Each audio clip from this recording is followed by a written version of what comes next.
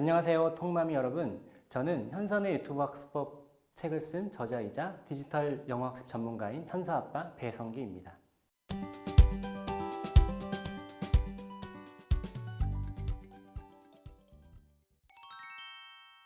현선의 유튜브 영어 학습법이 다른 가장 큰 것들은 제가 생각할 땐 세 가지가 있는 것 같은데요. 첫 번째는 기존의 엄마들이 하시는 이 영어 학습에 있어서는 아마 책이 대부분 메인이었을 거고, 엄마들이 알파벳이라든지 파닉스 이런 거를 시작하셔서 동화책이나 그림책 읽기로 이어졌을 텐데, 현서 같은 경우는 저희는 영상이 먼저였어요. 영상이 이제 먼저였고, 그 비중도 영상이 책보다는 훨씬 컸죠. 그래서 현서 같은 경우는 이제 4살 때 유튜브라든지 넷플릭스를 활용해서 영어 노출을 해줬고, 여기서 또 중요한 거는 우리가 영상이라고 하면 엄마들이 미디어 중독이라든지 영상 중독 이런 걸 걱정하실 텐데, 사실은 이게 듣기를 먼저 하시는 거라고 생각하시면 굉장히 맞을 것 같아요. 모국어도 또 그렇지만 우리가 듣기를 아이들이 먼저 하고 나서 그 다음에 읽기, 쓰기를 이렇게 하는데, 영어에 있어서만큼은 엄마들이 조금 학습으로 여기셔서 그런지 읽기를 먼저 하시는 것 같은데, 듣기를 먼저 했던 거라고 보시면 될 것 같습니다.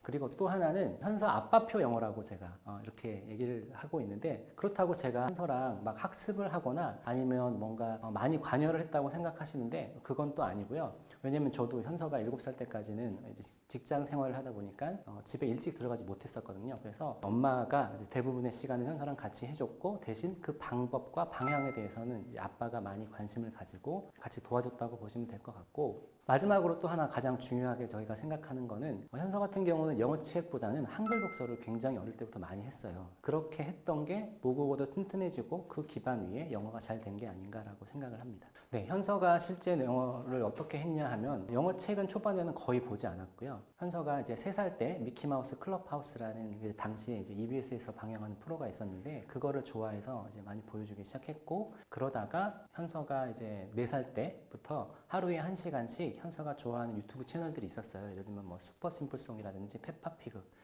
이런 거를 가지고 매일매일 1시간에서 2시간 정도 집에서 이제 영상 노출을 시켜줬고, 그렇게 3년을 꾸준히 하고 나니까 현서가 어느 정도 이제 영어가 익숙해졌던 것 같아요. 여기서 중요한 포인트는요, 현서가 3년 동안 인풋을 했는데 거의 아웃풋이 없다는 거예요. 그러고 나서 7살 3월이 되니까 호두 잉글리시라는 이제 말하기 프로그램을 이제 하기 시작했는데, 이 호두 잉글리시라는 게 뭐냐면 게임 형식이지만 아이들이 특정 상황에서 특정 표현을 말할 수 있도록 해주는 거고, 게임 요소들을 굉장히 넣어서 아이들이 몰입해서 말하기를 할 수 있도록 훈련하는 프로그램이라고 보시면 될 것 같은데, 현서가 이거를 또 3년 동안 했어요. 3년 동안 하면서 말하기 유창성이 굉장히 강화됐고, 자기가 아는 표현들을 아주 자유롭게 말을 할 수 있었던 거죠. 그러고 나서 9살 10월 정도가 되니까 화상영어를 저희도 시작을 했고, 그때부터는 정말 자기가 하고 싶은 표현들을 원어민 선생님하고 아주 자유롭게 하기 시작했고, 그러고 나서 10살이 돼서 영자 신문이라든지 이제 우리가 흔히 엄마들이 아시는 학원에서 쓰는 영어 교재, 리딩 교재를 이제 꼬박꼬박 읽고 있습니다. 제가 엄마들한테 강조드리고 싶은 거는 3년 동안 아웃풋이 없는데 인풋을 3년 동안 했다는 거, 이게 굉장히 어려우신 것 같아요. 왜냐하면 현선의 유튜브 영어 학습법이라고 하는 게 매일매일 아이가 정말 좋아하는 영상을 찾아서 이렇게 틀어주기만 하면 되는데, 엄마들이 문제는 그렇게 하시면서도 6개월이 지나고 1년이 지났는데 아웃풋이 안 나오다 보니까 엄마들이 방법을 바꾸시고 이게 아닌가? 불안해 하시면서 기존의 방법대로 예를 들면 책을 하거나 학습을 하거나 이렇게 하시는데, 문제는 이렇게 했을 때 아이들이 영어에 대한 거부감이 좀 생긴다는 거죠. 근데 저희는 현서한테 아무런 기대가 없었거든요. 그러니까 제가 4살 때 현서한테 영어 유튜브 영상을 틀어줄 때는 그냥 재밌게만 봐라,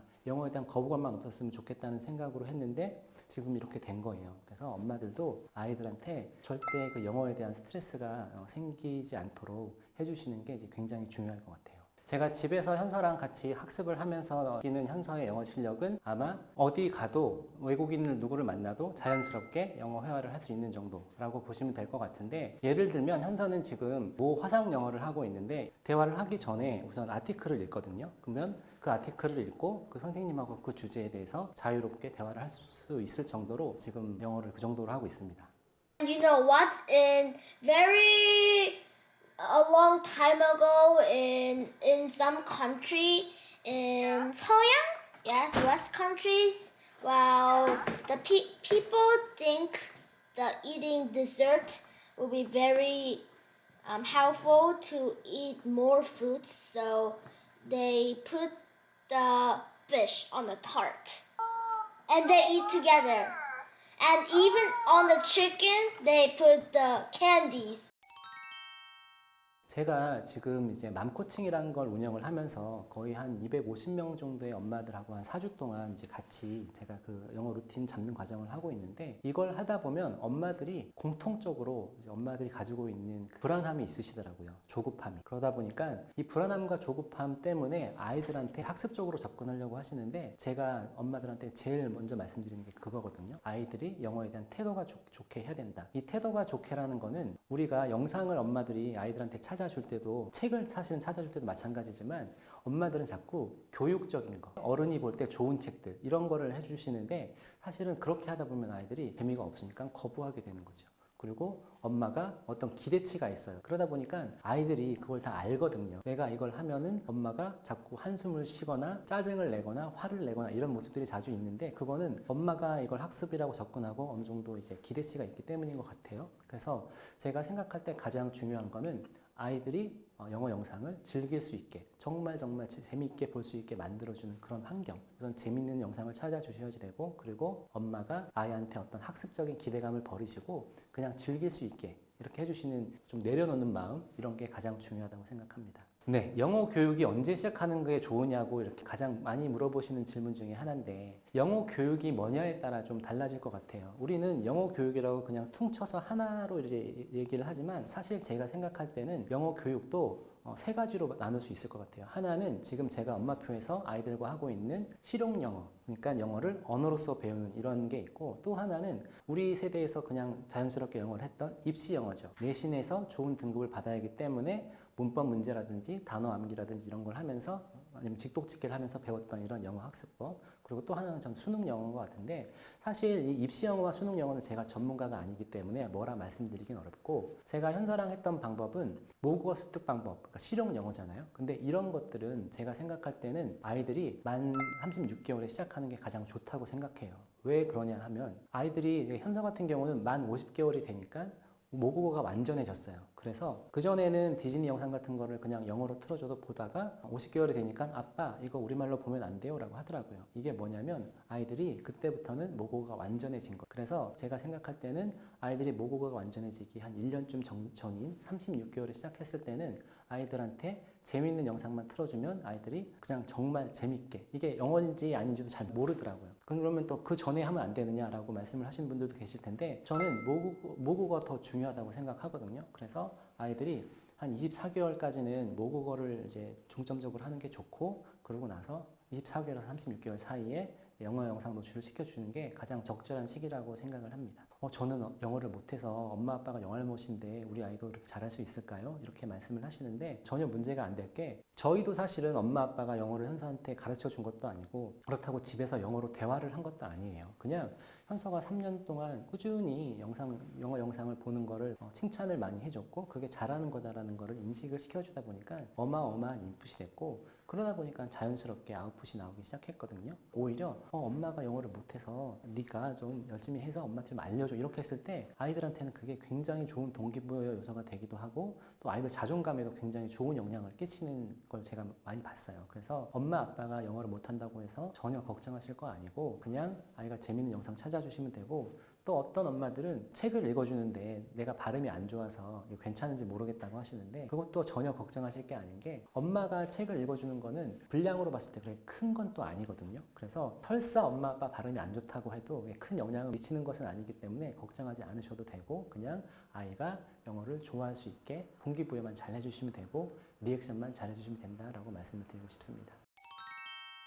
아까도 말씀드렸던 것처럼 일찍 시작했기 때문인 것 같아요. 그러니까 36개월이라고 하면 아직 아이들이 그 모국어가 완전하진 않거든요. 현서가 4살 때 뽀로로를 좋아했었는데, 뽀로로를 유튜브에서 보여주다 보면, 추천 영상들을 누르다 보면 막 러시아를 보기도 하고 인도어를 보기도 하고 막 이래요. 근데 그것도 아무런 거부감 없이 재밌게 깔깔거리면서 보더라고요. 그건 뭐냐면 아이들이 아직 모국어 자체도 완전하지 않기 때문에 재미만 있으면 집중해서 보고 거기서 나오는 언어들을 이렇게 습득을 한다는 거거든요. 또 여기서 추가로 말씀드리고 싶은 거는, 아까 50개월이 되면 아이들이 모국어가 완전해지기 때문에 거부하기 때문에 이전에 시켜주시는 게 가장 좋고, 아이들 취향 저격하는 영상, 이런 채널들을 찾아주셔서 그거를 반복적으로 보여주시는 게 가장 좋은 방법이라고 생각하고 현서는 그렇게 했기 때문에 영어에 대한 거부감이 전혀 없었던 것 같아요.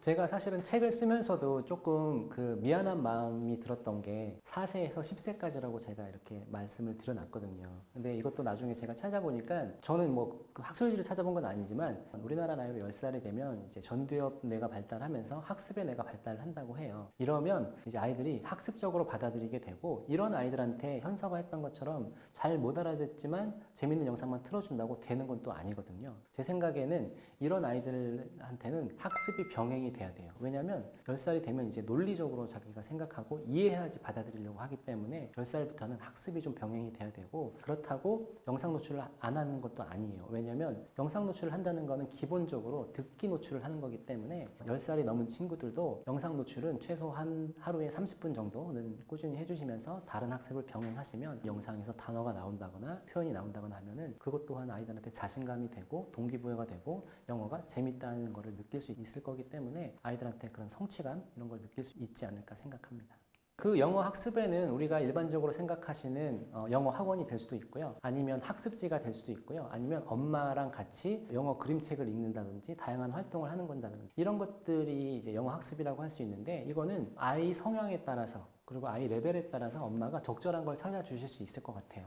제가 생각할 때 엄마표를 하는 이유는요. 다른 무엇보다 가장 중요한 거는 개인화 교육이 되기 때문이라고 생각해요. 개인화 교육이 된다는 거는 우리 아이들이 다들 성향도 다르고 관심사도 다르고 학습 속도도 다른데 우리가 학원에 보내거나 공교육에 맡겨놓으면 정해진 커리큘럼이 있고 그 정해진 커리큘럼에 따라서 레벨을 나누고 진도가 쭉 나가거든요. 그리고 이 아이한테 맞는 어떤 학습법이라든지 관심사에 맞는 어떤 주제라든지 이런 게 있을 텐데 그런 게 싹 무시되고 평균적인 것들만 이렇게 하다 보니까 따라가는 아이들은 따라가지만 그렇지 않은 아이들은 굉장히 이제 뒤처지게 되는데 엄마표 영어를 했을 때는 그런 게 다 가능하다는 거죠. 그래서 제가 이제 엄마들한테도 말씀드릴 때 똑같은 영상을 추천드리지 않아요. 아이의 성향과 성별과 관심사에 따라서 이 채널을 한번 보여주시면 어떨까요? 라고 이렇게 콕 집어서 엄마들한테 추천을 드리거든요. 아이에 대해서 제일 잘하는 건 엄마거든요. 그렇기 때문에 엄마표라는 거는 굉장히 다양한 학습 방법이 있지만 그 중에서 우리 아이 수준에 맞는 거, 레벨에 맞는 거, 그 성향에 맞는 거 이런 걸 찾아서 해주시면 된다는 거죠.